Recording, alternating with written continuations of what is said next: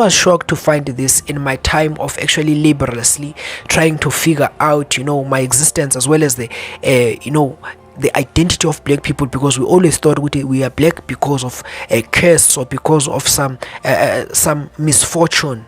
It was circumstantial. That is not something that God deliberately designed.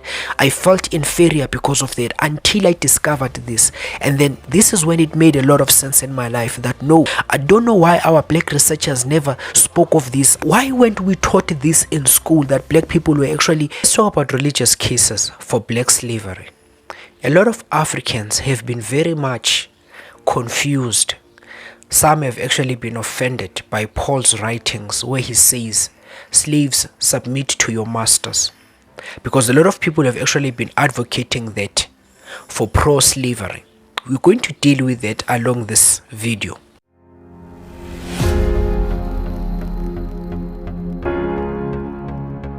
This is Apostle Nicholas Mbanjwa. Welcome to my channel. So I remember that this guy, my stepfather, at one moment we were actually sitting down. So he was actually polishing his black shoes. I can still remember that setting to this day. And you do remember that I actually began to read the Bible at the age of 12. So he was a guy that was knowledgeable in terms of scriptures, but he had a problem when it came to the biblical God, like most Africans are today. And he turned to me at one moment when I was reading the Bible, and he says, that book.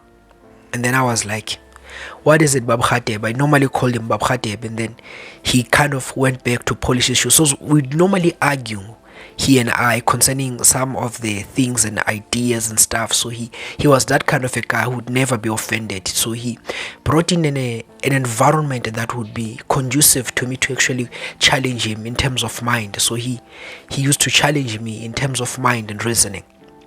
And then he turned and he said to me, are you well aware? This was the first time he ever said this to me. He says, are you well aware that Bible actually speaks of the narrative of Noah coming from the ark, and that he had 3 sons? And then one son actually saw his nakedness, and then Noah turned to him.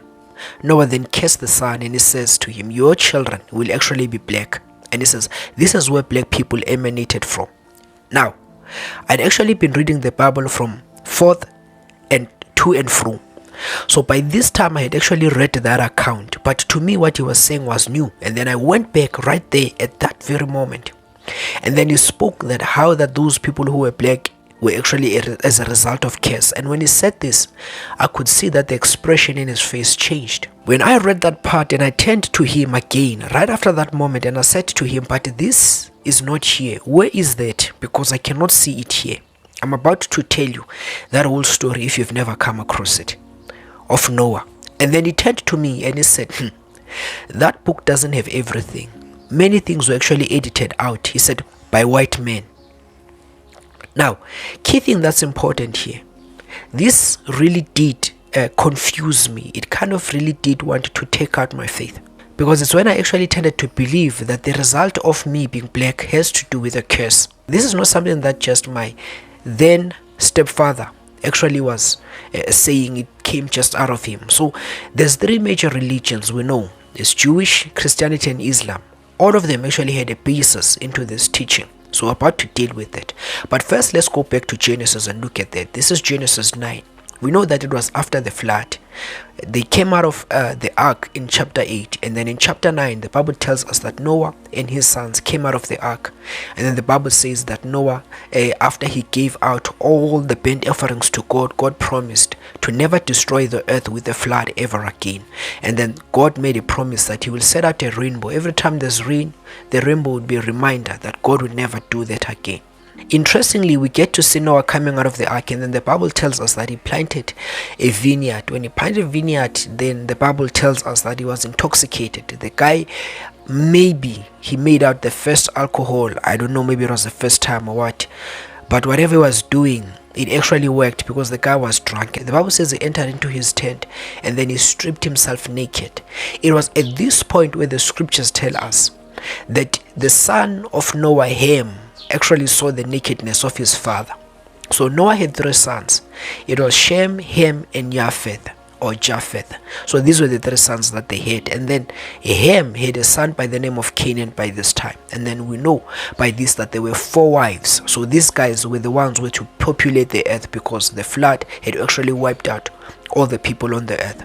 In one of my videos, I argue that scientifically it proves that there was actually a global flood that took place. So I'm not going to be arguing for that at the moment. So then we know, according to that Noah was drunk, and then Ham, when he saw the nakedness of his father, he went straight to his brothers. He went straight to his brothers to actually try to expose his father's nakedness. And the text tells us that when Shem and Japheth came, they actually came with their backs, had something like a cloak or a blanket, then went backwards to cover their father. But Noah woke up, and then he remembered what had happened, and then he stood up to actually curse and bless his children. And he spoke to Shem, and he says, "Blessed be Shem of the Lord." And then he said, "Canaan, this is the son of the guy who tried to expose his father Ham. This is the son. This is Noah's grandson, Canaan." And he says, "Canaan shall be a servant of servants." So it's the lowest servitude, which means he's a servant or a slave of slaves. Not just a slave, but a slave of slaves. When slaves have slaves, he will be their slaves. That's what he meant. The Bible tells us that Noah turned back, and then he spoke to Japheth, and then he said to Japheth, "Blessed be Japheth, for he shall dwell in the tents of Shem," the one who was just blessed, the tents of Shem. And then he said again, "Canaan will be his slave or servant." So then the text ends there. Now, a lot of people have been coming, whether Jewish, Arabic, Islamic, that is, or whether Christianity in that form, to say this is where the curse of blackness actually emanated from. So let's first begin with some of these teachings. Let's look at Mormonism, and let's go back as well as let's look at Mormonism, let's look at Islam, and then we'll look at Christianity as well. So let's begin with Mormonism. Mormonism, we know that it was actually made, it came out from Joseph Smith. Now, during the 1830, Joseph Smith actually had something that it called a vision, and then he began to write the Book of Mormon. There's a book that is actually called the Book of Mormon. These guys are called the Latter-day Saints. And then it was here where he actually wrote a story. This the Mormons take as part, or in fact as scriptures. So Joseph Smith wrote that there was a group of people that were called the Nephites. These people were actually the people of God, and then that there was another group that was called the Lamanites. So I'm actually quoting from 2nd Nephi chapter 5. So in 2nd Nephi chapter 5 verse 21 from Joseph Smith, Mormon's book, he stipulates then that the Nephites were the children of God. These were people that are obedient to God, and then the Lamanites were people that began to disobey or rebel against God. He says God began to curse the Lamanites because these people actually were rebelling against him. So when he cursed them, God cursed them with the dark skinned to be black. The reason being, according to the Book of Mormon, in 2nd Nephi 5, it says that God cursed them so that they would actually not be desirable to the Nephi, and then cause his people, the Nephi, to actually sin. It goes on to say that if the Lamanites actually turn back from their rebellion and sin, God will actually reverse the curse, and then they will be light-skinned again.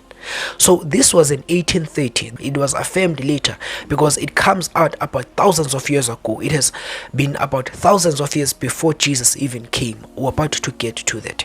And then we come out to Islam. A lot of people will actually, who are pro-Islam or Islam, the Muslims, will actually say, no, Islam is not racist. Okay, let's look at this. In the book of Surah 3, verse 106, as well as 39, verse 60, their book says that in the day of judgment, they that will enter Jannah will have whitened faces, but they that will enter Jahannam will have blackened faces. So Jannah is actually heaven, and then Jahannam is actually hell. Someone who's actually a scholar of Islam will answer and say, no, that is a figure. You should understand that white has nothing to do, it has nothing to do with the race, but it actually speaks of joy. White, it represents those that are righteous, and black actually represent evil. Now, hold on, I want to show you something. That actually is subtle racism. It is subtle racism in a way that I might say to you that it doesn't come out outright. I will show you something. This is not something new, because even the people that actually began to speak on to say that Ham, the generation that came out of Ham, we know that is the black people. It says that they were cursed. It is because they believed that curse actually has to do with the color black. We're about to get to that strongly. So there's been old scholars such as Jones Alfred, who wrote the Old Testament commentary as well as Words. In his commentary or Words of the Old Testament, Jones Alfred stipulates that the word Ham comes from the root word Hamam. He understands that the Hebrew language is connected by root words. Root words can actually connect two words. The root is a noun of color, coloration, that was actually used concerning sheep and goats to say they are black or white. And then he goes on to express that it also has a verb. The name Ham also comes from the verb heat, which means heat. So as in a form of black because of heat, like boil, or in a form of black because of heat. So he says that this guy, because of his name Ham, so therefore it means that he was cursed to be black, hence his children. Now he speaks on in terms of the Canaanites as well. So they tend then, Jones Alfred tends then to shift the entire thing and then gets to the black people, how cursed we are because of the color black stipulates sin and evil. Hold on now. Isn't this the same thing what actually Quran says, that the black faces will actually, those who will enter hell will have blackened faces, those who will get to heaven. So it's still the same thing that was the form of racism in all cultures. To say white represents purity, but black represents sin. One is desirable, the other one speaks of ugliness. So this has been the shadow that has actually embedded our people, black people, where we have some of them actually try to be more affinitive to the white people instead of the blacks, where they feel that the people of their own color are less human than the white people. What does the Hebrew Bible show us about racism? Let's first get to disseminate the issue of Ham. Interestingly, it is that Ham, the very same guy that did this sin in Genesis 9. So in 25, it was only Canaan, his son, that was cursed, but Ham is not mentioned by Noah. He only mentions only 3 people are involved in his words after he comes out of being drunk. Firstly, it is actually Shem that he blesses, and he says that Canaan will be a slave of his slaves. So he gets a curse. And then the third person who's blessed is Japheth, to say, out of you now, this is where you will dwell in the tents of Shem. So, and then Ham is never mentioned. Only the grandson of Noah is cursed, but Ham is never mentioned, where African people come from. So he doesn't receive a curse and he doesn't receive a blessing. Let's get harder on it. So many have justified in the 1800s, 1700s throughout to the 1800s, many scholars and people in America oppress black people based on these theories. So it was hard, racism was hard on people, because this was preached on them that you are cursed. So they would say then, therefore, that the Shemites, we know the Shemites according to history, we speak about ethnology, ethnicity. So Shemites, these are people that are today, that actually were people that were the aboriginals of Asia. We're speaking about the Semites. We're speaking about people such as in Syria, some of those places. These were the people that were actually Semites, where Noah spoke a blessing to say, blessed be Shem of the Lord. And then he says Canaan will be a slave of slaves. And then he turns to Japheth and he says Japheth will actually dwell in the tents of Shem. So Japheth, this is where we have the Europeans, who speak about whether the Germans, who speak about all this type of people. So this is where we have all these people. And then we know that from Ham, this is where we have the African people. So do you see now that these ones were blessed, but there's never a curse or a blessing for Ham, for African people, but only Canaan. So black people do not necessarily come from Canaan, but they actually come from one of the sons of Ham. So the sons of Ham, according to Genesis 10:6, it was Cush, Mizraim, Put, and Canaan.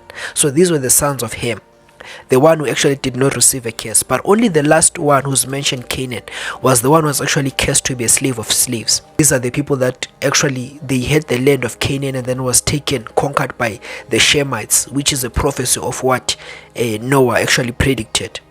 But not all the generations that came out of Canaan were actually cursed. For example, there's another people that are called the Sinites. The Sinites, according to studies, these are the people who are today known as Chinese.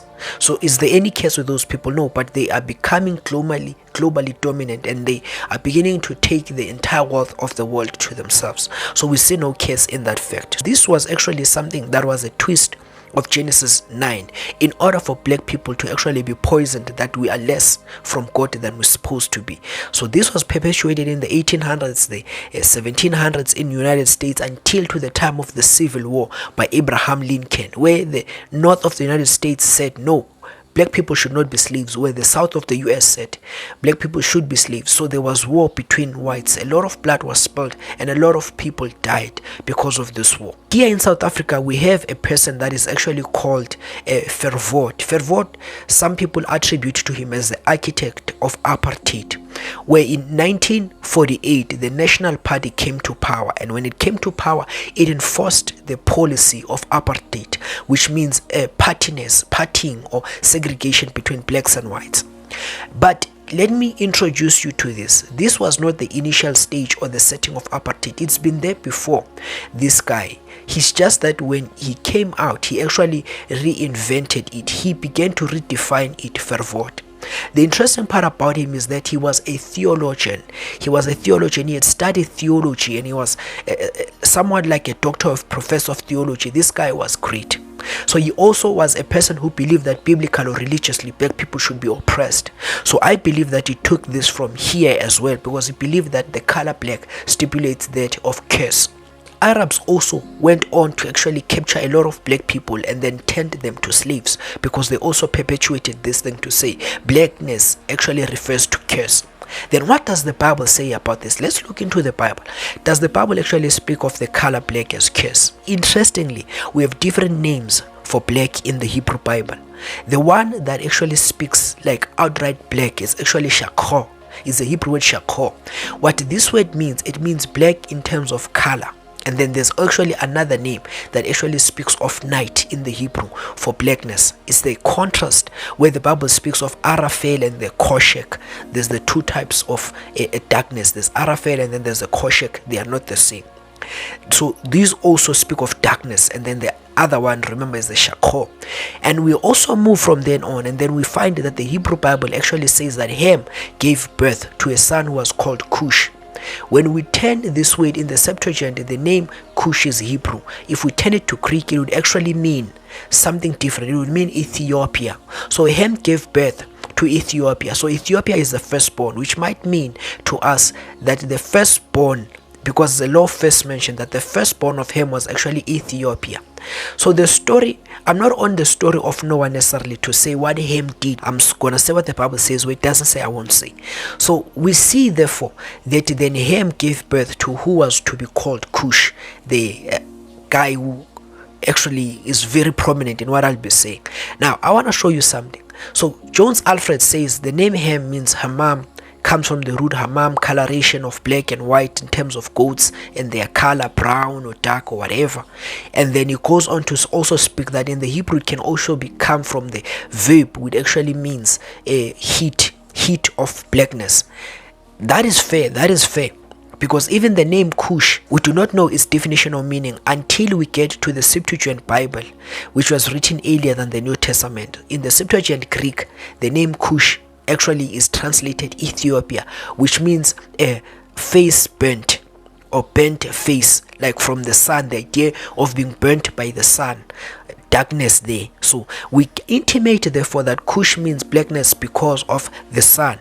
The name Cush in the entire Old Testament of the Bible, it is only mentioned 30 times, not more than 30 times, but only 30 times.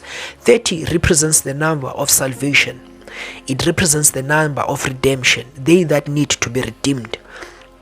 And then when they are mentioned in the book of Genesis 10, the table of nations, there's actually 70 nations that are mentioned. 70 actually speaks of completeness. There's a signature of God behind these nations that are mentioned in Genesis 10. The generations that actually came, that are mentioned, that came out of Shem, they actually tend to be 14 in number. And then the generations that came out of Japheth, they actually 26 in number. And the ones that came that are mentioned in this chapter that came from Ham. They're actually 30 in number. So 26 represents the signature of God tied to the Yaphats, the signature of God, because the name of God, Yehovah, is made out of the gematria, or has the value of the Hebrew value of 26, and then it represents the signature of God upon these people. As well as when you look into the Shemites, the number 14 represents the election of God, the elect people, the Jewish people.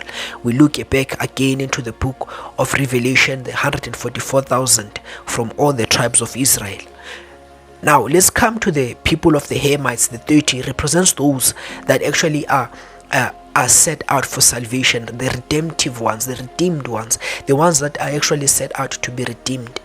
So this is what we see, the number 30. There's a signature of God in this. There's no, it's not coincidence. In all the words that are used in the Hebrew Bible, even when the Bible speaks about sin, the entire Bible never speaks about sin in terms of blackness, but instead the colors that are used for sin, it is red. I'm talking about Isaiah 1:18. Come, let us reason whether your sins are scarlet, red, will be white as crimson. And it also uses white in terms of self-righteousness as well as leprosy. There's white leprosy, but there's never black leprosy. So the Bible never views black as evil. Let's look at what Bo Alfred Jones was saying concerning the word hamam, which means coloration. Ham, it means heat. So it means that the guy was also black, and then he gave birth to a child which he called Cush, who according to Greek actually means burnt face or face burnt, which means black, like in terms because of heat or sun burnt heat. So now this guy is black, so he gave birth to a black child. So let's look back again into this.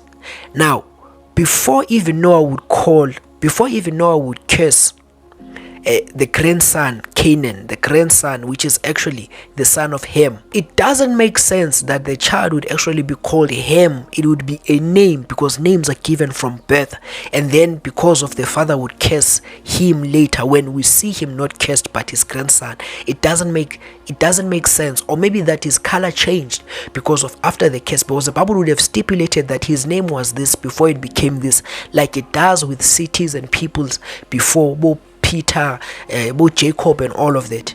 But now we see that Noah gave birth to a child whom he called Ham. I know a lot of people might attack me because of this. I know there's a lot of people, the internet is full of many knowledges and all of that. Many people attack me because of this, because a lot of people hold this, that black people were there before and all of that. If people do not come from Adam, all of them, and then there's people aside from Adam that were there before Adam, and aside from Adam there was another group of people, it would betray science. Let's not even consider the Bible. It would betray science, because in all of us there's actually an X and Y chromosome, and the X chromosome is actually in every one of us. You remember that there's XS and then there's XY for boy and girls. So there's the X chromosome in all of us, which shows that it was actually taken from the same ancestor, whether we are black, brown, red or yellow, but we all have it. Many people will say, then where did Cain get his wife, where he went to the land of Nod? Don't worry, that's a title for another day. We'll deal with it, but for now let's not deviate. I'm of the ones that actually believe that Adam was not white, because the word Adama, some say that, like Dr. Miles Monroe, it actually comes from dark soil. Some says it actually comes from red soil. I believe the ones who says red soil, because why? The word Adama or Adam, it actually means blood showing face, so which means blood is red. So it came from the soil of the earth. Back then, according to many that actually argue it, they say that it shows that it came from the red earth. That's what it means. So this is where we get all the nations coming out from. And then we see from Noah that Noah must have given birth to different sons. I believe that Noah must have been brown or red skinned, contrary to popular belief that this was not a result of curse, because the curse would come many years later. So this would show us that it was by original design. I have a lot to say, but my time limits me, because when I looked into the Bible, I realized in the book of Revelation that there is a glimpse of the Bible showing us that God created the nations of the earth to be of different colors and ethnicities for his own glory. I'm going to show you that sometime, but I cannot do that at the moment because I will deviate. Hence we find that colors are different. Even the rainbow is different.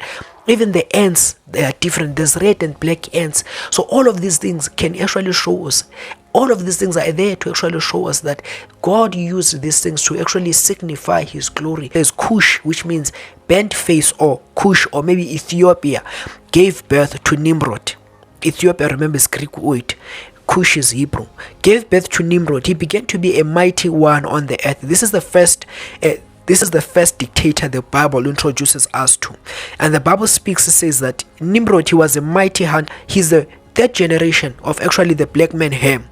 Ham gave birth to a child which was to call black again Cush, because the Bible speaks him to say, can the Cush change his color black, the color black? So we were known to be black people, the Cushites. And then Cush begat Nimrod. Nimrod began to be a mighty one on the earth. He was a mighty hunter before the Lord, as it is said, like Nimrod, the mighty hunter before the Lord. I've explained this in one of the videos. It is wrongly translated because in the Hebrew it means in the face of God. So he began to draw men out of God, and the Bible says that, and the beginning of his kingdom was Babel. Not Babylon, Babel, Erech, Akkad, Calneh, in the land of Shinar. From that land he went to Assyria and built Nineveh, Rehoboth, and Calah. This was the beginning of cities built, because people back then were nomadic.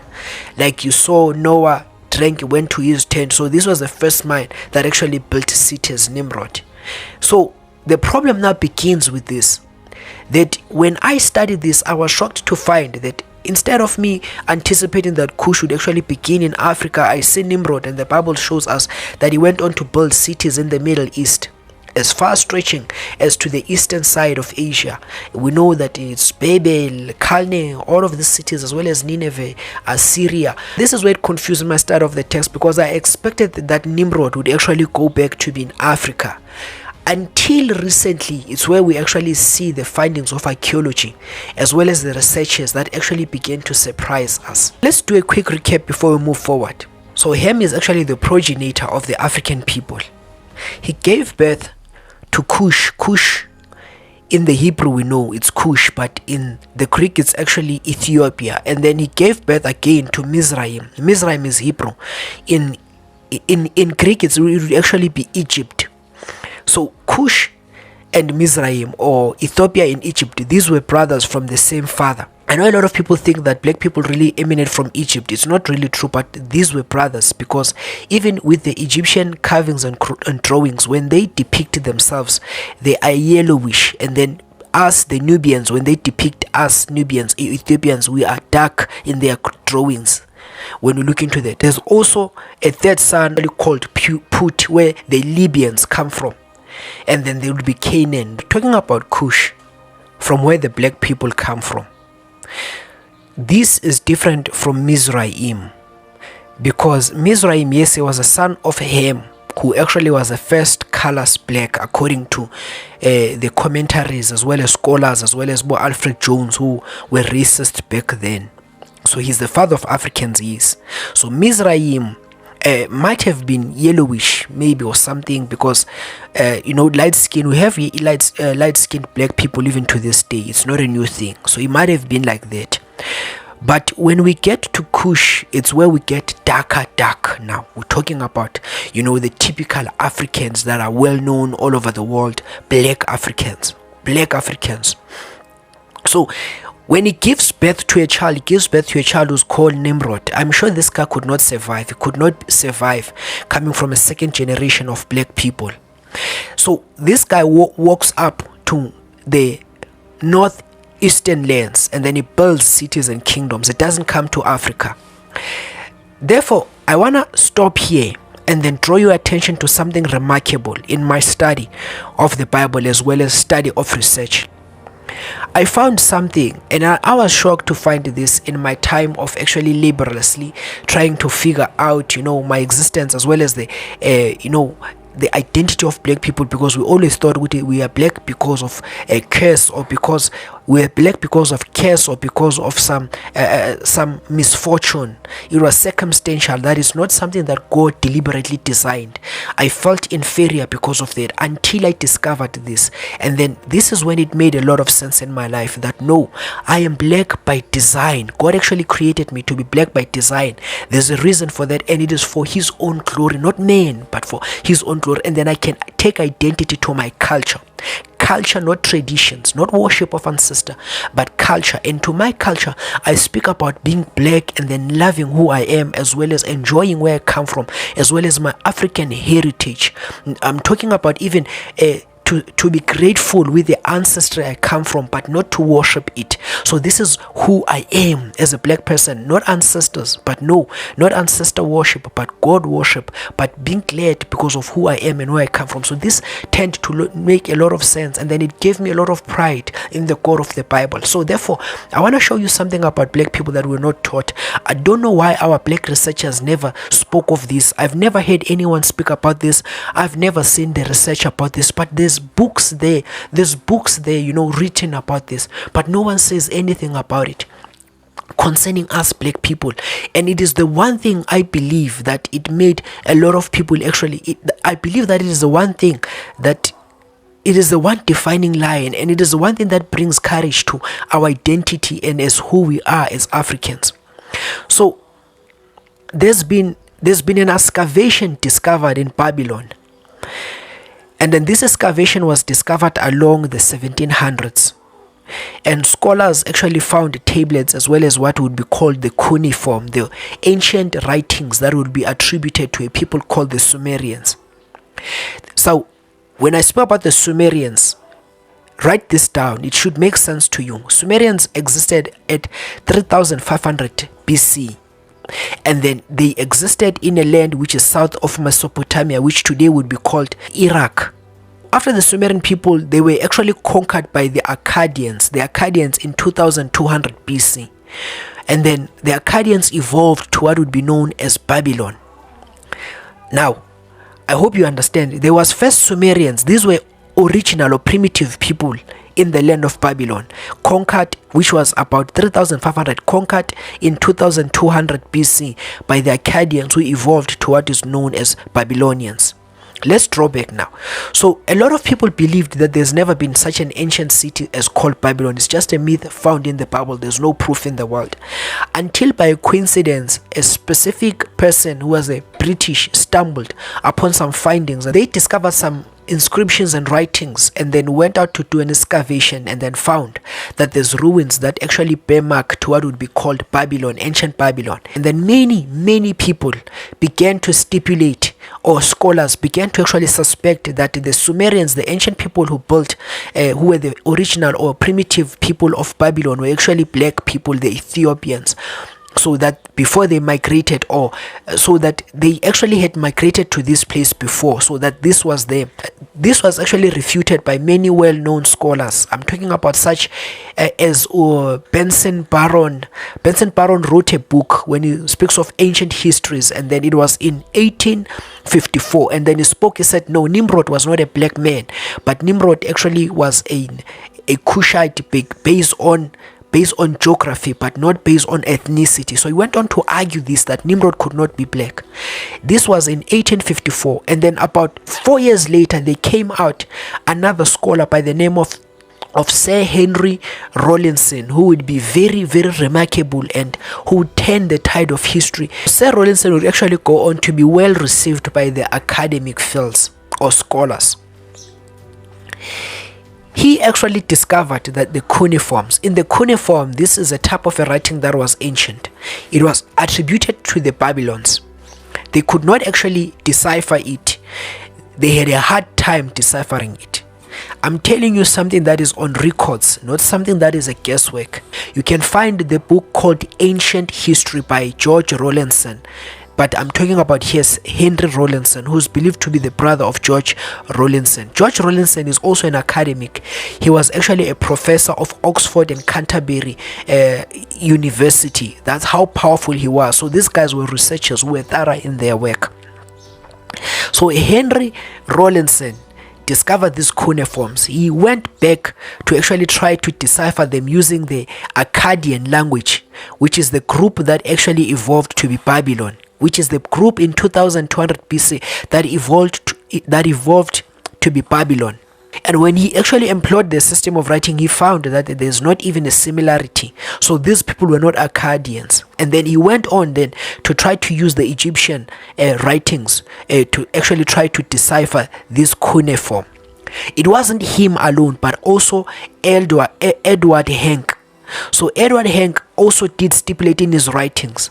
He said that the writing of the cuneiform originally did not come from Egyptian. It was not even similar to Babylonians, not even similar to Akkadians, not even similar to the Egyptians.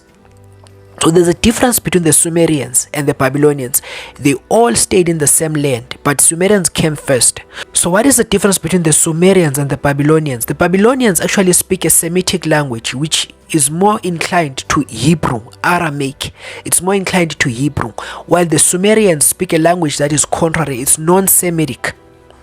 So what Henry Rawlinson did, he made a remarkable move where he went on to Ethiopia, the African Ethiopia. By then it was actually called Abyssinia. It was an empire. And then he went to Gallo and took all the works of writings used there, the ancient writings of the Ethiopians. He compiled this complete work from Gala of Abyssinia, which is what is known as Ethiopia. Then he went on to collect some other works from the south of Arabia. This is in Mara. And then he combined it together. In Mara, this is where scholars believe that the black people that migrated from Ethiopia moved from Ethiopia and then went to Mara, which is south of Arabia. And others actually crossed over as far as to the land of Babylon. And then others went to Nineveh and some other parts of Iraq today, or Iran, where there's actually black Indians too, in Indus back then. So some scholars stipulate that. So when he took the work of those people and as well as the ones in Ethiopia, he put it together, he was actually able to decipher the inscriptions of the cuneiform. So Henry Rawlinson therefore states that the language that was used in the cuneiform, which is the primitive Babylonians before the Akkadians or before the Babylons, this was actually a language that was used by the ancient Ethiopians. So he says the Ethiopians are the true people who actually lived here. These are they that are the founders of what would actually be called the modern civilization. It's not only him that agrees into this. I'm talking about scholars such as both Dr. Chuck Missler. Dr. Chuck Missler goes on to even call the Ethiopians the Kesites. And he says that these were the people that came, actually, the generation that came out of Cush, who are the African Ethiopians that were the builders of Babylon. Now, why weren't we taught this in school, that black people were actually a part of this move? Because what schools and what the modern society teaches us about black people is that we're people who are cursed, who have a less superiority complex, and then that everything that we touch is wrong. Our minds are limited in terms of intelligence. Why weren't we taught this in schools? The ethnological as well as the philological data proves that black people, we're talking about science here, not the Bible now, black people actually moved. There was a key group of black people that moved from Meru, which is actually the east of the Nile of Egypt, crossed over to Arabia and then all the way to Mesopotamia, the south of Mesopotamia, where they built Babylon. The reason why Bob Benson Baron actually disproved that Nimrod was black, these people in the group he went with who actually built Babel, who built Babel as well as Nineveh, Assyria, these first cities in the world, powerful, prominent empire, the first dictator or the emperor of the world. The reason why they neglect this and then they fight that it's black people, they do not want to associate with black people. They say the Sumerians were people that were there, but they are no longer now anymore in history. They are wiped out of history. They are extinct. It is because of this. Do you know that in Sumeria, it is where the first wheel was invented? Do you know that in Sumeria, this is where the form of education, modern form of educational system that we use today was invented, because children would gather in one class. This is where the type of that learning and the structure of modern day cities, the ziggurats, were built. It was in this very same place, as well as the clock that we have, the 60-minute clock, the 60-second clock, the 360-day calendar. This is where it was built from. So if civilization stands to be actually founded by black people, a lot of white people will actually tend to have a problem with it. So I found that the book of Henry Rawlinson, which was actually written 400 years ago, around the 1700s, 400 years ago, that many people do not even know that it existed, because of when it came at the same time when people were populating that black people were actually cursed. It was actually shoved back down the shelves so that black people could not actually identify or discover this history about themselves and know who they are, and then be trampled to as low as actually think that we only are required as slaves and that we are a curse from God. So, but all of this, if the Bible is true, that Nimrod actually came from Cush and that he went on to build Babel, as well as the findings of Henry Rawlinson, who was British. Mind you, this is not a black person where we say that he's actually trying to bring some identity, or maybe he had a paranoid personality disorder. He proved it with all his work. Not only him, but also George Rawlinson in his book of Ancient Histories. He also puts a stamp to say what is actually known as the modern civilization can actually be attributed to the people of Ethiopia, which is where our black people come from. I know now a lot of people who are Ethiopians today don't look the sort of black that usually was. Yes, they're black, but not because they have got these curled hairs. The modern day Ethiopians now tend to have curled hairs like Indians. The reason being is because of there was a mixed marriages between them. If we look into such writings as the Kebra Nagast, where they speak of how that the Jewish people actually began to intermarry with the black people, and then these people were actually brought out, because we have some Jewish people that are Ethiopians to this day because of that. But now originally our black people actually came from there. Now guys, I know that I cannot say all of this at once. There's just a lot. My time is limited, and then at the same time, I cannot shoot all of this. I cannot bring out all of this information. There's more I could have said, but I'm limited. I cannot say everything. I'm limited by every means, though I try, because of time, because of YouTube, because of my schedule as well. Do you think I should actually put this together as a book? Because already the notes are there. Should I compile them together and then make a book out of them? Comment on the comment section, and then do not forget to like and to subscribe concerning this. Please send it to as many people as can be blessed, and black people again to understand that our people were never cursed. No, we were never cursed. But also do your research. Do you think I should put it as a book? Please comment below. Bless you.